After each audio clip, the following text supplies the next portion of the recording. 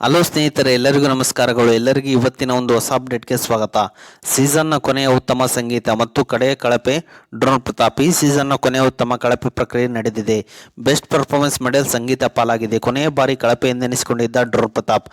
Big Boss Kannada 10 ಕಾರ್ಯಕ್ರಮದ ಕೊನೆಯ ಕಳಪೆ ಯಾರು? ಅಂತಿಮ ಘಟ್ಟದಲ್ಲಿ ಬೆಸ್ಟ್ ಪರ್ಫಾರ್ಮೆನ್ಸ್ ಮೆಡಲ್ ಸಿಕ್ಕಿದ್ದು ಯಾರಿಗೆ? ಉತ್ತಮ ಪಟ್ಟ ಪಡೆದರೂ ಸಂಗೀತ ಕಣ್ಣೀರು ಹಾಕಿದ್ದು ಯಾಕೆ? ಬಿಗ್ ಬಾಸ್ ಕನ್ನಡ 10 ಕಾರ್ಯಕ್ರಮದಲ್ಲಿ ಇದೀಗ 15ನೇ ವಾರ ಚಾಲ್ತಿಯಲ್ಲಿದೆ. ಮುಂದಿನ ವಾರವೇ ಗ್ರ್ಯಾಂಡ್ ಫಿನಾಲೆ.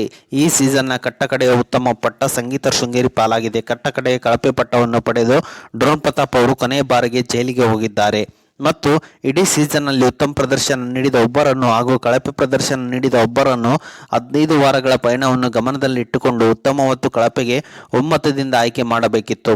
ಮೊದಲು ವರ್ತೂರು ಸಂತೋಷ್ ಶೆಟ್ಟಿ ಅಂತ ಸಂಗೀತ ಹೇಳಿದರು, ಆದರೆ ಅವರು ಹೋಗಲಿಲ್ಲ.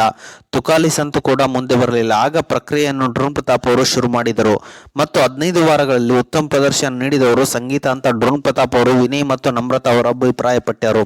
ಮತ್ತು ತುಕಾಲಿ ಸಂತು ಪ್ರಕಾರ ಕಾರ್ತಿಕ್ ಉತ್ತಮ, ಸಂಗೀತ ಪ್ರಕಾರ ನಮ್ರತಾ ಉತ್ತಮ, ವರ್ತೂರು ಸಂತೋಷ್ ಪ್ರಕಾರ ವಿನಯ್ ಉತ್ತಮ ಮತ್ತು ಕಾರ್ತಿಕ್ ಪ್ರಕಾರ ತುಕಾಲಿ ಸಂತು ಇತರರಿಗೆ ಹೋಲಿಸಿದರೆ ಕೊಂಚ ಡಲ್ ಆಗಿದ್ದರು ಎಂಬ ಕಾರಣಕ್ಕೆ ತುಕಾಲಿ ಸಂತು ವಿನಯ್, ವರ್ತೂರು ಸಂತೋಷ್ ಹಾಗೂ ಕಾರ್ತಿಕ್ ಡ್ರೋನ್ ಪ್ರತಾಪ್ಗೆ ಕಳಪೆ ಪಟ್ಟವನ್ನು ಕೊಟ್ಟರು.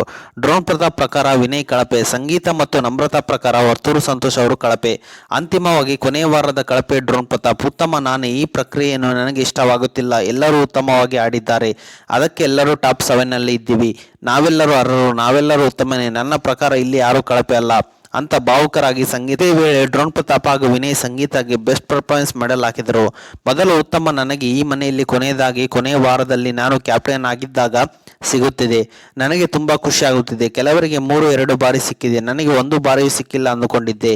ಈಗ ಸಿಕ್ಕಿದೆ. ಎಲ್ಲರಿಗೂ ಧನ್ಯವಾದಗಳು ಹೇಳಿ ಸಂಗೀತ ಅವರು ಸಂತಸಪಟ್ಟಿದ್ದಾರೆ. ಕಳಪೆಯನ್ನು ನಾನು ಪ್ರೀತಿಯಿಂದಲೇ ಸ್ವೀಕರಿಸುತ್ತಿದ್ದೇನೆ, ಆದರೆ ಅದಕ್ಕೆ ಹೇಳಿದ ಮಾತುಗಳನ್ನು ಒಪ್ಪಲ್ಲ. ಸಂಗೀತ ನನ್ನ ಪರವಾಗಿ ಇಷ್ಟು ವಾರಗಳು ನಿಂತಿದ್ದರು, ಆದರೆ ಅದಕ್ಕೆ ನಾನು ತುಂಬಾ ಗ್ರೇಟ್ಫುಲ್. ಅವರಿಗೆ ಉತ್ತಮ ಬಂದಿರೋದಕ್ಕೆ ನಾನು ಖುಷಿಯಾಗಿದ್ದೇನೆ. ನನಗೆ ಒಬ್ಬರು ಅಕ್ಕ ಸಿಕ್ಕರು, ಅವರಿಗೆ ಒಳ್ಳೆಯದಾಗಲಿ. ಇಲ್ಲಿಗೆ ಬಂದಾಗ ಸೀದಾ ಸಾದ ಹುಡುಗನಾಗಿ ಬಂದಿದ್ದೆ. ಶೋ ಅನ್ನೋದಕ್ಕಿಂತ ಹೆಚ್ಚಾಗಿ ಜೀವನ ಮಾಡುತ್ತಿದ್ದೆ, ಎಲ್ಲವನ್ನು ಫೀಲ್ ಮಾಡುತ್ತಿದ್ದೆ, ಎಲ್ಲವನ್ನು ಗಟ್ಟಿಯಾಗಿ ದುರಿಸಿದ್ದೇನೆ. ಇಲ್ಲಿ ಯಾರು ಕಳಪೆ ಅಲ್ಲ ಅಂತ ಸಂಗೀತ ಹೇಳಿದ್ದು ಯಾವಾಗಲೂ ಮನಸ್ಸಿನಲ್ಲಿ ಇರುತ್ತೆ ಎಂದು ಡ್ರೋನ್ ಪ್ರತಾಪ್ ಅವರು ಹೇಳಿದರು. ಡ್ರೋನ್ ಪ್ರತಾಪ್ ಮಾತನಾಡುವಾಗ ಸಂಗೀತ ಕಣ್ಣೀರು ಸುರಿಸಿದರು. ಓಕೆ ಸ್ನೇಹಿತರೆ, ಇದು ಇವತ್ತಿನ ಒಂದು ಹೊಸ ಅಪ್ಡೇಟ್ ಆಗಿದೆ. ಈ ಅಪ್ಡೇಟ್ ನಿಮ್ಗೆ ಇಷ್ಟ ಆಗಿದೆ ಅಂತ ತಿಳ್ಕೊಂಡಿದ್ದೀನಿ. ಈ ಅಪ್ಡೇಟ್ ನಿಮ್ಗೆ ಇಷ್ಟ ಆದರೆ ಸಣ್ಣದೊಂದು ಲೈಕ್ ಮಾಡಿ, ಶೇರ್ ಮಾಡಿ, ಕಮೆಂಟ್ ಮಾಡಿ ಮತ್ತು ಇದೇ ರೀತಿಯಾಗಿ ಹೆಚ್ಚಿನ ಮಾಹಿತಿಗಾಗಿ ನಮ್ಮ ಚಾನಲನ್ನು ಸಬ್ಸ್ಕ್ರೈಬ್ ಮಾಡಿಕೊಳ್ಳಿ ಸ್ನೇಹಿತರೆ.